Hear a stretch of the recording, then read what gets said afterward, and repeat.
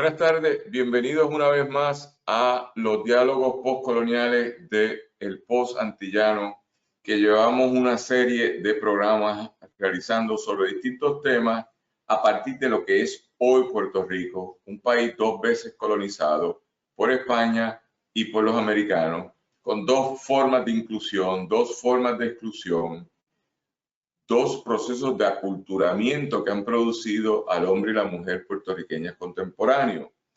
Dentro de esta perspectiva, queremos abordar un tema muy candente ahora mismo, que es el sistema de seguridad pública que se concretiza a través de los sistemas de policía en cada país. Pero esto es de mucho interés ahora mismo a la luz de lo que ha pasado en los Estados Unidos, donde las fuerzas policíacas en los últimos 30, 40, 50 años han estado asesinando de forma común a gente negra, pero en el último o en el penúltimo capítulo, el lunes 25 de mayo, asesinaron a George Floyd en la ciudad de Minneapolis, Minnesota, y eso ha creado todo un momento de tensión, de cuestionamiento, de transformación del orden dominante por parte fundamentalmente del hombre y la mujer afroamericano en Estados Unidos, apoyado por sectores liberales, sectores medios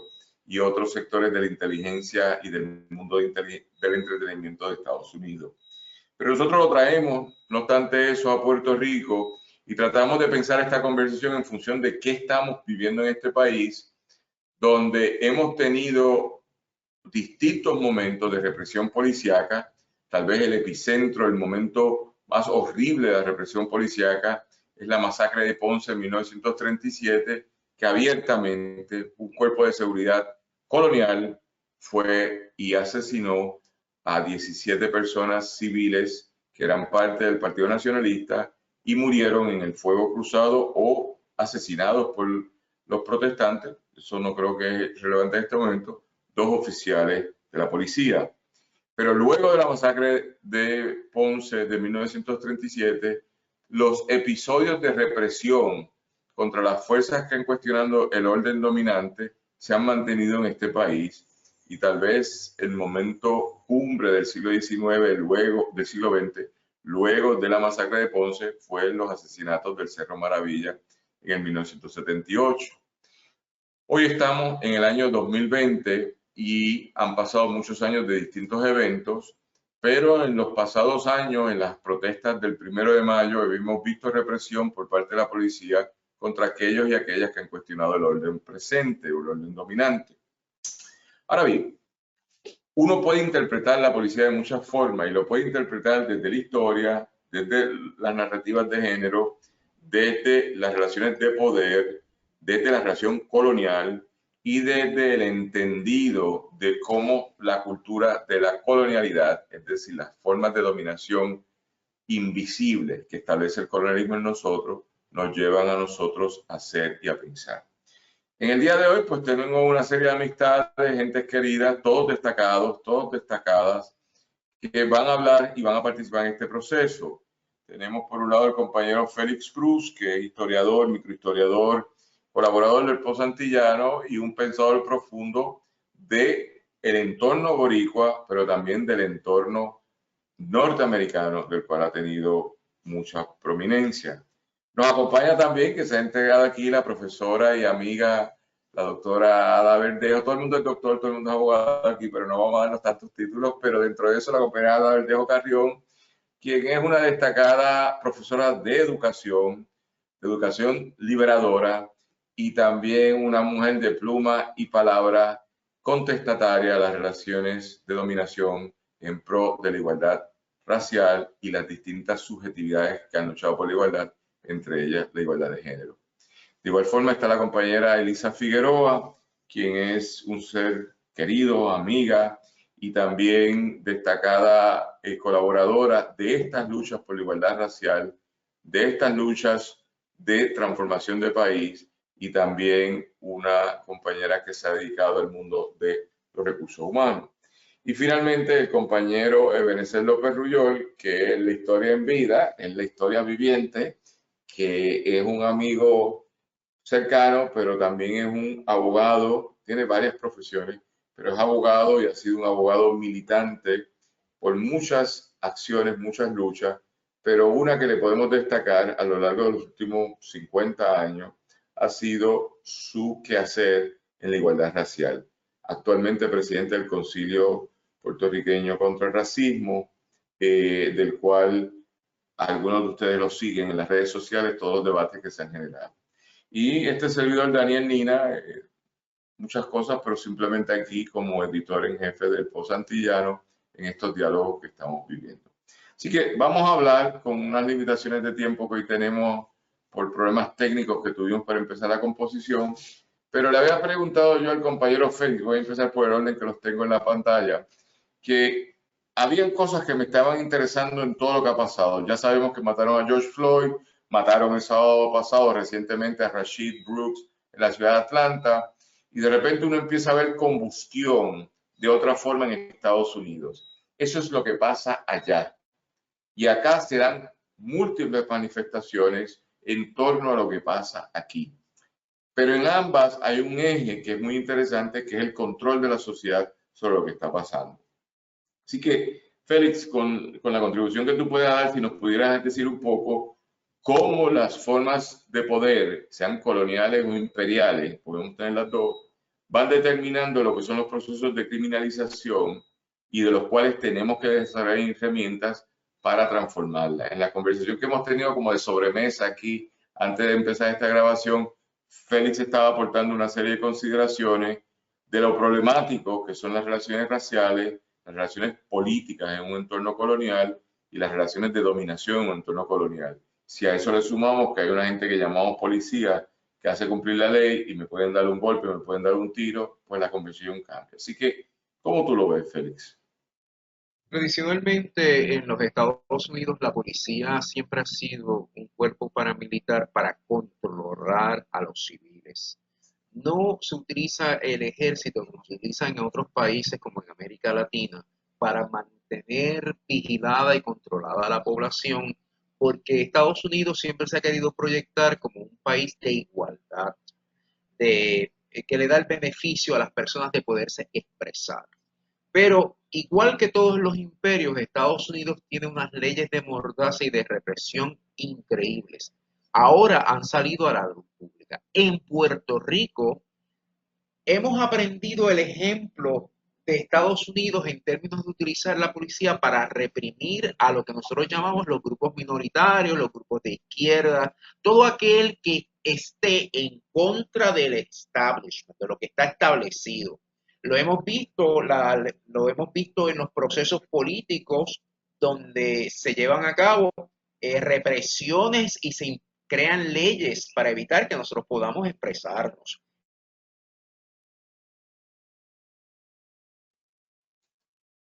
No se oye, Félix.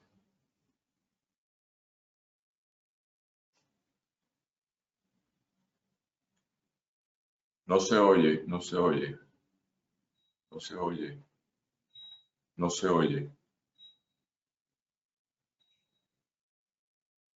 Puede que tenga problemas de conexión. Sí, hay un problema. Félix, no se oye. Esto pasa, no hay problema, esto pasa.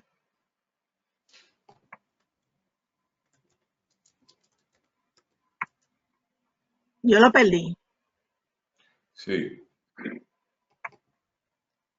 Hola, Pero que sí, sigue Vanessa. escuchamos a Félix. ¿puedo decir algo lo que Félix se reconecta? Vamos. Es lo más conveniente, sí. Pues mira, hay también que puntualizar que las fuerzas del Estado, tanto el ejército como la policía, siempre tienen dentro de sus proyectos eventuales la represión de la comunidad, de los diferentes grupos que no son parte de los grupos dominantes. Que te quedaste sin sonido, no se oye. Y ahora, Daniel. Ahora te oyes. Te oye Benecer y te oyes tú, pero no hay cámara. Prosiga de Benecer y volvemos a ti, Félix, pero te quedaste sin sonido. Está bien, tranquilo. Ahora volviste, en sonido y en cámara. Sí. Adelante. Cierra Benecer y volvemos a Félix. Benecer, cierra el punto. Bueno, estaba diciendo que los grupos militares y la policía siempre tienen dentro de los planes contingentes el reprimir la población. Y de hecho, no es misterio y secreto que durante muchos años en Puerto Rico, por ejemplo, no se permitían personas negras como parte de la policía. Y eso tomó un tiempo bastante largo en ir cambiando. Y todavía hay mucha resistencia de los altos oficiales de la policía a darle paso a personas visiblemente negras. Por otro lado, como la policía es un cuerpo represivo, pues también tiene dentro de sí una serie de mala formación incorrecta en términos de actitudes. Y una de esas áreas de formación incorrecta tiene que ver con la manera en que categorizan a la gente negra, o por lo menos a toda la gente que no es blanca. Así que siempre tienen más de una vara para medir a los seres humanos, dependiendo de lo que ellos entienden que son inferiores o que no son inferiores. Y en el caso de la gente negra, la actitud más continua en los medios de represivos es que la gente negra pues es peligrosa, es dura, es difícil, no se somete, que hay que ser con ellos entonces bien fuerte desde el principio. Y yo creo que eso es parte de lo que estamos viviendo. Puerto Rico ha tenido situaciones muy tristes, como hace creo que como 8 o 10 años un policía de apellido Pagano asesinó a un caballero que se llamaba Miguel Cáceres, que era también un activista social, no era político, no era una persona peligrosa, fue un activista social, y en Humacao, en un incidente allí que se pudo haber manejado de otra manera, aquel policía lo mató a sangre fría delante de otros policías. En el caso de Puerto Rico está preso, y creo que deben estar presos por lo menos uno de los otros. Pero eso marca esa doble vara en términos de evaluar a la gente cuando ellos están interrelacionando y de convertir en situación de peligro lo que no lo es. Y eso en el caso ahora de Estados Unidos con Floyd y todos los casos que ya ustedes comentaron, me parece que es todavía más dramático. Así que por eso tenemos nosotros que seguir reexaminando esta problemática para diseñar maneras acertadas de intervención con la policía y con grupos policíacos que no entienden que todos los seres humanos somos iguales y que tenemos el mismo derecho ante la ley, aunque ellos no quieran aceptarlo. Bien. Ok, gracias por eso. Eso se relaciona con lo que estaba diciendo Félix sobre el rol represivo de las fuerzas policíacas, donde en Estados Unidos se manifiesta de una forma brutalmente brutal y en Puerto Rico ha tenido momentos de esa misma brutalidad. No creo que es una constante porque un problema de estadísticas ahora mismo. Yo estaba viendo las estadísticas de hombres negros asesinados. El ratio es 30 por cada 100,000. Eso es altísimo. El hombre blanco es asesinado 12 por cada 100,000 y el hombre latino es asesinado 18 por cada 100,000. Pero en esa relación de personas asesinadas por policía en Puerto Rico, que me den las estadísticas, pero creo que andaba como 3 por cada 100,000, ustedes me dirán. Pero yo creo que habría que entonces pensar esto de otra forma. No es que no haya represión aquí, es contextualizar la represión como se da en Puerto Rico. Adelante, Félix.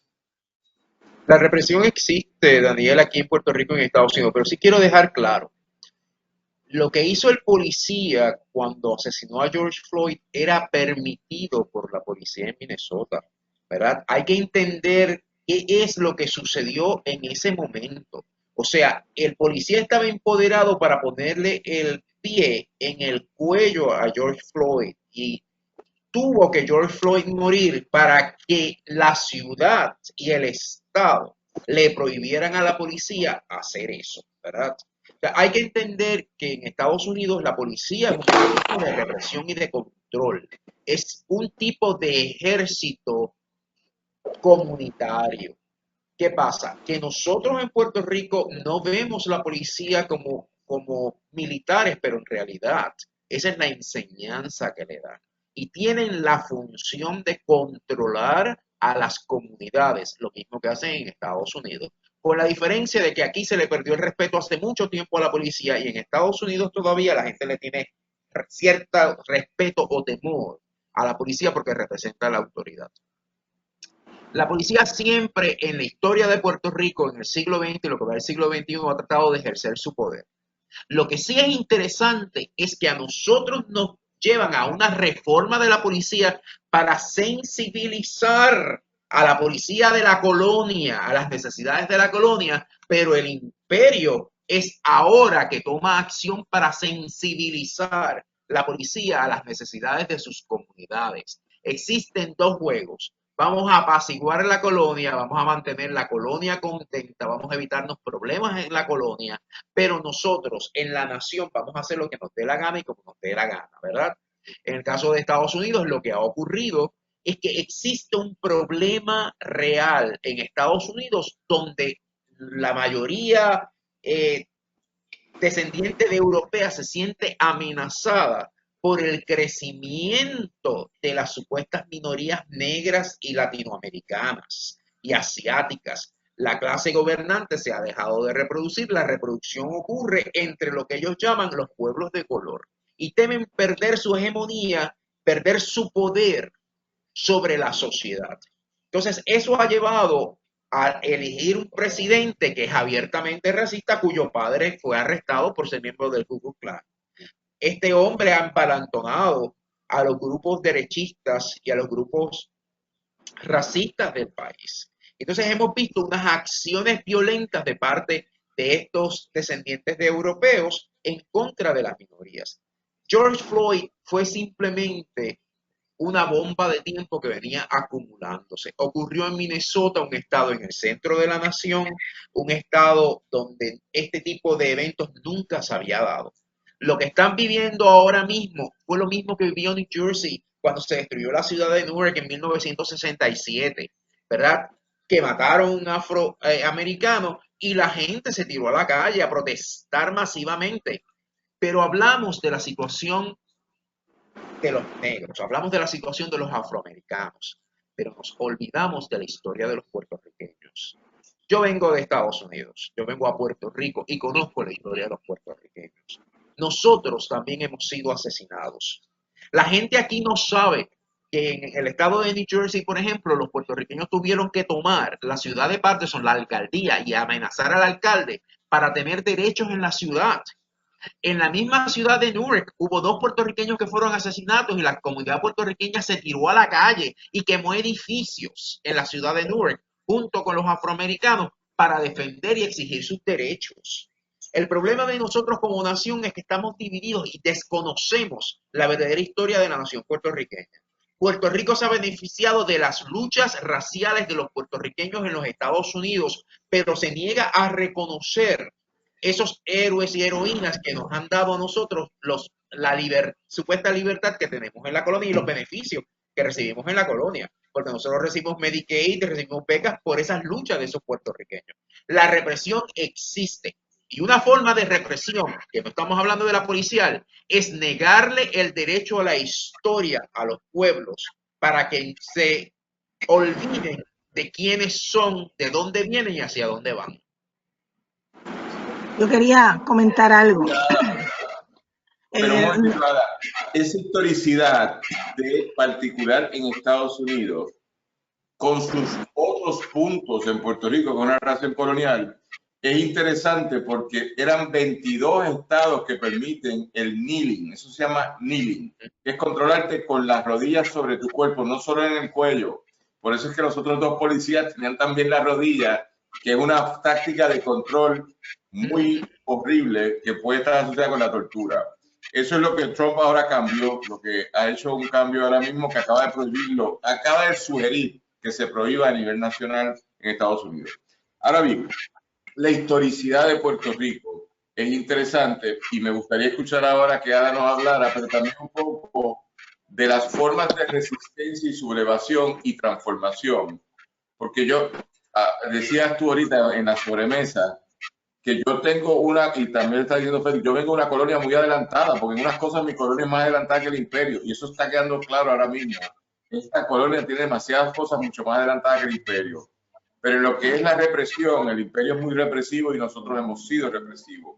Pero quisiera saber cómo nosotros hemos modificado. Y voy a dar un ejemplo.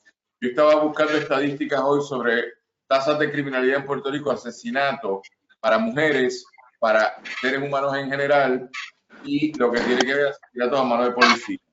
Es cómico, pero las fuentes de data ya no están en el Estado. El Observatorio de Equidad de Género, por ejemplo, tiene las estadísticas más actualizadas sobre el perfil. Eso ya no es la Policía de Puerto Rico. Y dentro de esta conversación, los femicidios también es por esa organización y por otras organizaciones que están haciendo lo mismo. Por lo tanto, yo tengo unos registros que me salen ahora del Estado, me sacan del Estado, que son formas de construcción de país, que van por encima del colonialismo, de la colonialidad del poder y que me crean otra potencialidad de país. Te escucho, Ada. Yo no soy una experta en el tema de la policía, pero sí quería llamar la atención a lo siguiente, que los policías no es en Puerto Rico, como ninguna otra persona, ¿verdad? Están exentos de tener estereotipos racistas. De la misma manera que tienen estereotipos por clase social. De la misma manera que, por ejemplo, yo estaba recordándome que hace como 4 o 5 años a mí me paró un policía porque supuestamente yo me pasé mal de un carril a otro y yo iba cerca de la Miguel Such porque yo venía de Carolina hacia Río Piedra. Cuando el policía me para y me dice que usted se metió mal en el carril y todo, y yo le dije, no me di cuenta, pero me gustaría que me explicara porque yo no entiendo en qué consiste, ¿verdad?, la violación de ley. El hombre se paró, miró mi carro y tan pronto vio el sello de UPR, dijo, ¿para dónde usted va? Y le digo, bueno, pues yo voy a mi trabajo. ¿Y de qué usted trabaja? Yo soy profesor en la Universidad de Puerto Rico. Ya sabía yo. Usted es uno de esos alborotosos y protestosos que tenemos en el país. Okay, o sea, fíjate cómo es la cosa. O sea, si una vez tú dices Universidad de Puerto Rico, ya tú eres protestoso, ya eres alborotoso, ya estás en contra de la policía, ya bueno. Pero ¿qué es ese estereotipo de lo que es un universitario, ¿verdad? Y lo que da también se puede tener con relación a la raza y a la clase. ¿Usted nunca se ha entrado a un caserío en Puerto Rico para ver cuántas salidas y cuántas entradas tiene? Usted nunca se ha sentido entrampado cuando entra Manuela Pérez, cuando entra Llorén, una salida y una entrada y te pillan. No, es que la criminalidad, ¿verdad? Pero fíjate que la criminalidad en Puerto Rico también tiene color, también tiene clase, ¿verdad? O sea que hay que hacer esas conexiones para entender que sí, el racismo se da dentro de los cuerpos militares y paramilitares y del orden público en Puerto Rico, pero se da de otra manera, pero sí se da y la represión también se da. ¿Verdad? Yo quizá Ebenezer, que ha tenido más experiencia que yo con este tipo de situación, ¿verdad? Porque es clase, raza, género, ¿verdad? Pobreza, cómo se interseccionan cuando hablamos de racismo. Ebenezer, tomando en parte lo que está diciendo Ana ahora sobre contextualizar que las formas de intervención policíaca van muy fuerte, el acento va muy fuerte donde están las intersecciones de mayor pobreza representativa y, por decir algo, asumida, relaciones raciales que se van de la mano con la negritud y distintas formas de negritud, relaciones de género que también problematizan esto, y finalmente las representaciones del poder según lo visualizamos o lo participamos en el país. Así que, Ebenezer, ¿qué tú tienes sobre esa conversación? ¿Cómo nos salimos de este paradigma? Bueno, me parece que sabemos que cuando un policía interviene con un ciudadano, comienza su decisión de si va a tomar, si va a denunciar o si va a tomar una acción directa de restricción de libertad, por ejemplo, desde el momento en que ve si es tránsito el vehículo que se va manejando. Yo tengo la impresión de que cuando el vehículo es de cierta marca, por ejemplo, Mercedes-Benz, Cadillac, tengo la impresión de que el acercamiento de la policía es mucho más suave y cuidadoso, pensando que quien maneja o quien va en el coche puede ser una persona de altos recursos económicos o de una posición visiblemente de poder visible en la sociedad. Por tal razón puede haber un grado de cautela del policía. Por el contrario, cuando el vehículo es uno modesto, es uno posiblemente averiado por el uso y el tiempo, entiendo que la policía suele ser más agresiva en su acercamiento, partiendo de la premisa de que quien maneja es de una comunidad problemática, es una comunidad que reta la ley, una comunidad donde la gente vive su propio estilo y no necesariamente como se espera de ciudadanos civilizados. Yo creo que ese prejuicio está, y cuando intervienen suelen ser mucho más agresivos. Así que yo no voy a entrar en anécdotas ahora, pero pudiera darla. ¿Cómo cambia cuando el policía intervenir le contesta a uno que es, digamos, abogado? Y sobre todo cuando le digo que soy abogado de policías, cambia dramáticamente la actitud. Y eso, pues obviamente, no debiera ser, porque si todos somos iguales ante la ley, el policía solo debe intervenir cuando hay una violación de ley que es palpable y que es seria. No por nimiedades, no por tonterías, la policía debe intervenir como un ciudadano, porque nadie es perfecto. Y cada uno de nosotros tenemos diferentes momentos en que estamos más atentos a lo que estamos haciendo y otros en que no. Y ahí pueden haber pequeños errores que la policía no debería criminalizarlo.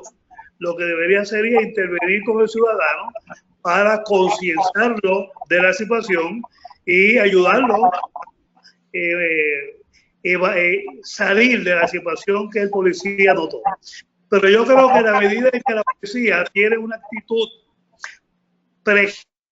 preconcebida sobre los grupos humanos que formamos esta sociedad y sobre los grupos sociales y sobre las comunidades que integran este país, vamos a tener siempre problemas.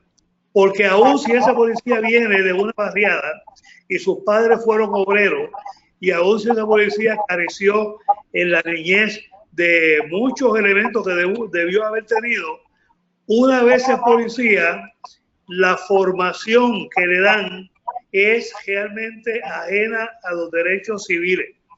Una pincelada le dan sobre derechos civiles, pero más de forma caricaturesca que una manera de crear conciencia en ese ser humano que va a vestir ese uniforme azul, que va a portar un arma de fuego y que va a tener licencia y autorización para hacer uso de un arma de fuego. Así que yo creo que Puerto Rico tiene mucho que continuar desarrollando en términos de la profesionalización de la policía, pero eso no se va a lograr si a la vez no se logra una conciencia de el discrimen racista que a cada día ocurre y de los prejuicios que portamos como seres humanos. Sí, esta conversación nos trae un tema. Dame resumir y te paso ahora, Ada, que me parece interesante y quiero que cambiemos el imaginario. Ya yo sé que esto ha sido un fracaso, pero esto ha sido un fracaso bajo la jurisdicción del gobierno español que tiene unas formas de represión horribles, y a todos los negros de esta conversación saben lo horrible que fue la represión ahí. Pero viene el gobierno americano, que el pobre Eugenio María de Hostos pensaba que me iba a traer la modernidad plena. Me trae, sí, me trae demasiados beneficios, yo no voy a cuestionar eso, pero no me permite, cuando te escucho a ti, Ebenezer, decir que yo he superado lo peor. Yo vengo de un largo camino, y este país, algo que decía Ada ahorita fuera del aire, me parece muy interesante, porque uno siente como que siempre está empezando en este país, como que no progreso. Y yo quisiera pensar que sí, que yo he progresado, que el hecho de que, por ejemplo, en lo que va del año, solo 3 mujeres han sido víctimas, en total 5, en la última estadística que tengo, de violencia de género intrafamiliar. Es una estadística bien baja. Lo que pasa es que si la compongo por una forma me dice otra cosa, pero el número absoluto es bajísimo. ¿Está bien? Y es bajísimo cuando lo comparo con toda América Latina, salvo Dominica y Cuba, que no tienen esa incidencia.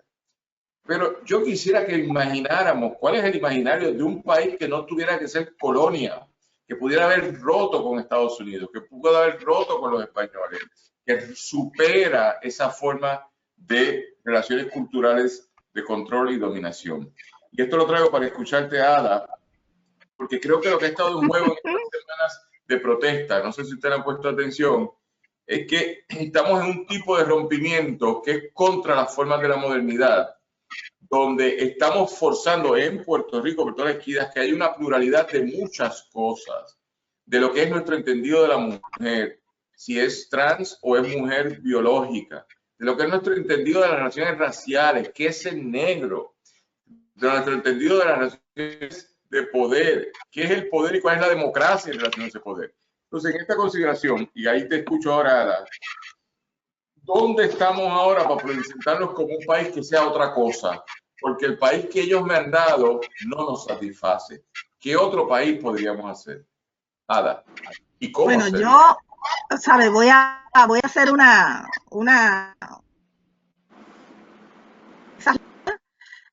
parte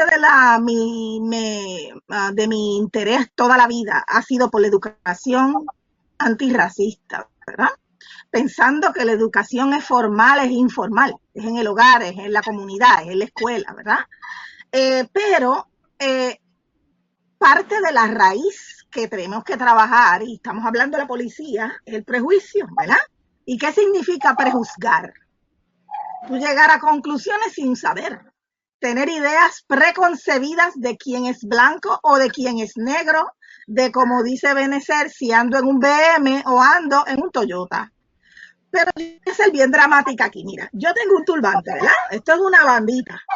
Y la tengo aquí porque cuando pues no me suelto el afro porque llama mucho la atención y etcétera, ¿verdad? Pero mira lo que es prejuzgar. Yo me voy a quitar esta bandita. Ahora no tengo banda, mira, el pelo se me está soltando, ¿verdad? Pero yo me voy a cambiar esta bandita por lo que yo le llamo un turbante de empleada de comedor escolar. Mira, esto lo usan en muchos países, pero en Puerto Rico las más que lo usan son las que cocinan en los comedores. Pues ya yo estoy disfrazada, entre comillas, de empleada de comedor. Y llego a un sitio y automáticamente por verme esta redecilla en el pelo y ver que soy una mujer negra, ya ahí empiezan el estereotipo y el prejuicio por apariencia. Y es lo mismo, es similar a si ando en un BM o ando en un carro. Yo me vi en la situación de tener que guiar un carro, un Mercedes-Benz de una amiga mía que se me quedó sin gasolina y yo no sabía por dónde se le echaba la gasolina. Eso. Entonces mi preocupación era, ahora cuando yo llegué a la gasolinera, ¿cómo yo voy a explicar que yo ando guiando este carro y que no es mío y no sé por dónde se le echa la gasolina? Porque ¿qué es lo que van a pensar? ¿Que me lo robé? ¿Entiendes? Entonces, si a eso le añado el color de piel, si a eso le añado que tengo la redecilla hoy de comedor escolar, ¿verdad? Pues yo quisiera saber si cuando educan a los policías, cuando educan a los guardias de seguridad, ¿Cuál es el contenido de educación contra el prejuicio, de educación contra el racismo, sexismo, clasismo y todos esos ismos que se supone que sea fundamental para graduar un policía y que si esa parte no la pasa, pues no lo gradúen? ¿Me entiendes? ¿Qué pasa con eso? ¿Se incluye en los cursos de formación o no se incluye, verdad? Yo recuerdo que una vez, ¿verdad? Una persona que yo conozco tenía que dar un taller a unos guardias de seguridad. Él no es policía, pero es guardia de seguridad. Y le decía a los varones, cuando usted intervenga con una mujer, usted la va a mirar del cuello hacia arriba. Del cuello hacia abajo no existe. Si se voltea, tampoco la mire, ¿verdad? Estamos hablando de extremos, pero que es importante verlos en este momento, porque eso es lo que te contesta, porque el policía para en el carro al negrito y antes de preguntarle le mete el tiro. Porque el policía para en el carro a la mujer negra y antes de preguntarme si para dónde voy, ¿verdad? Ya presume qué sé yo, que voy a cocinar en el comedor, que yo quisiera que mis habichuelas me quedaran así de sabrosas, ¿verdad? Pero ¿hacia dónde vamos en ese sentido? Porque, como dice bien Ebenezer, me sentí como que 20 años estoy a lo mismo, predicando como que no nos hemos movido. Y por eso es que yo pienso que tenemos que empezar a exigir ya unas acciones concretas, una restitución completa, un reconocimiento a las aportaciones y a los valores concretos. Ya estar dejándonos de ser tan blandos, ¿verdad? Y ser un poco más exigentes en ese sentido. No sé qué ustedes creen.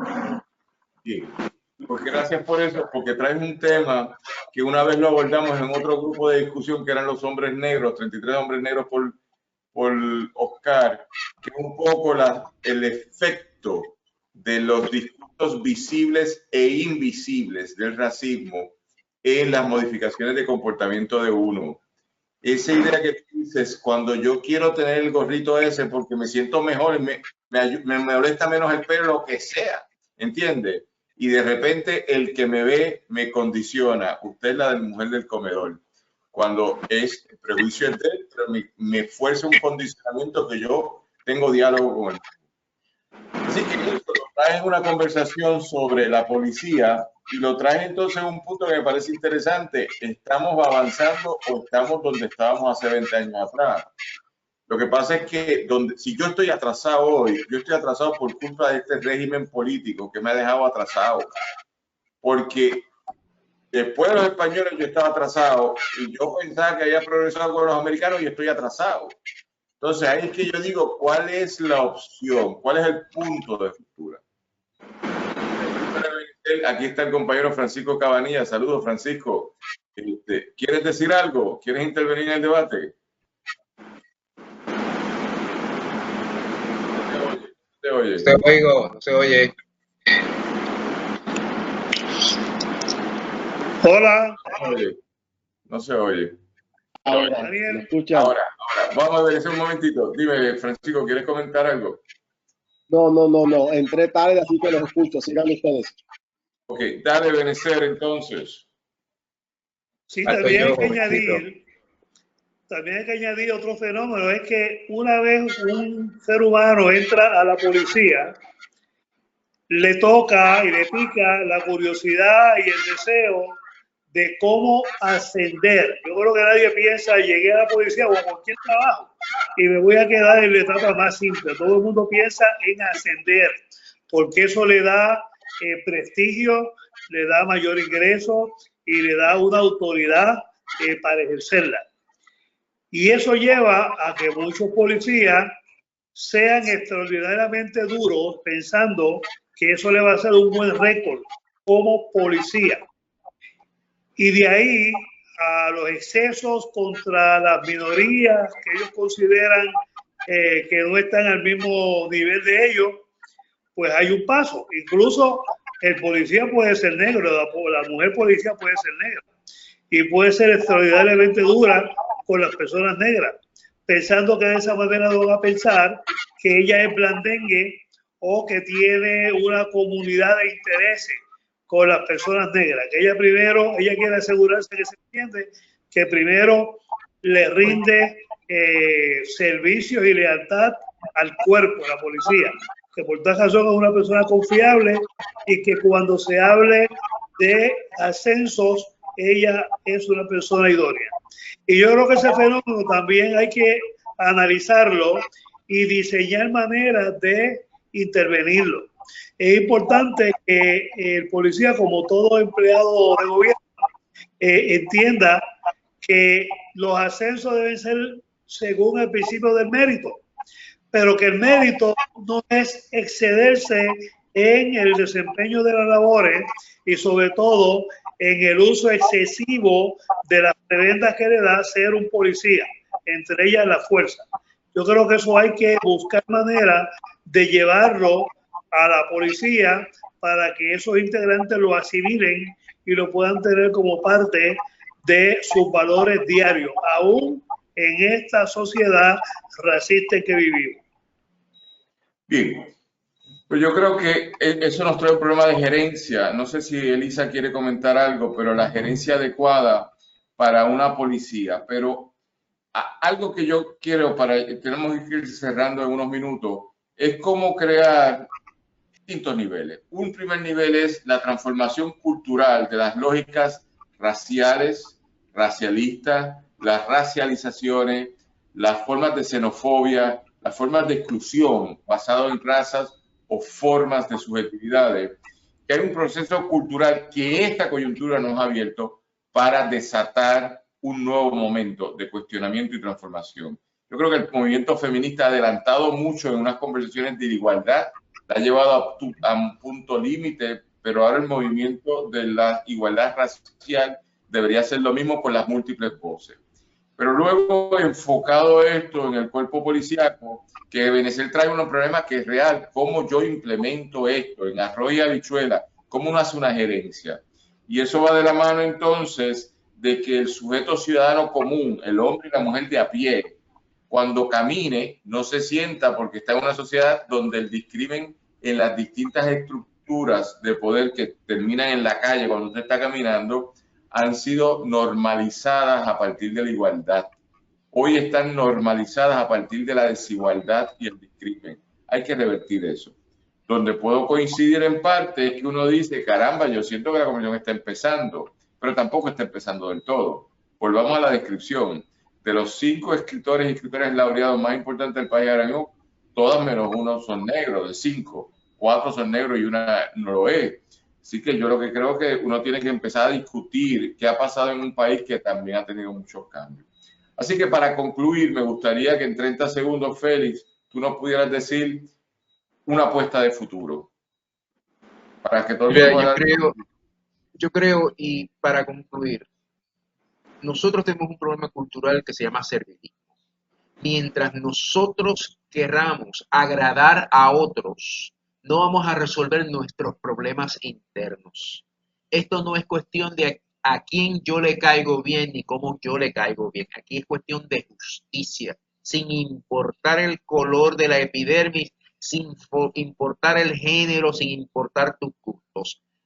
Dejemos de buscar a quién servirle y comencemos a servirle a Puerto Rico. Rompamos con los patrones aprendidos para poder transformar la sociedad y crear una nueva identidad donde nos sintamos orgullosos de ser de nosotros mismos.